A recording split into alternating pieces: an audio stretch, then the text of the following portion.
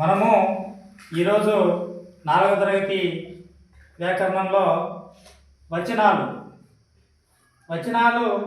రెండు రకాలు. ఎన్ని రకాలు? అవి ఏకవచనము, రెండు బహువచనము. ఏకవచనం అంటే ఏమిటి? ఏకవచనం అంటే ఏమిటి? ఏకవచనం అంటే ఏమని రాసాము? ఒక వస్తువును కానీ ఒక వ్యక్తిని కానీ తెలిపే పదాలను ఏకవచనము అంటారు. ఏకవచనము అంటారు. ఉదాహరణకి మనిషి ఒకడా ఇద్దరా?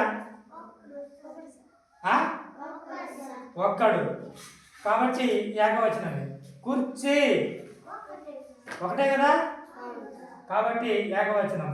కలము అంటే పెన్ను ఇంగ్లీష్లో ఒకటే కదా, ఏకవచనం.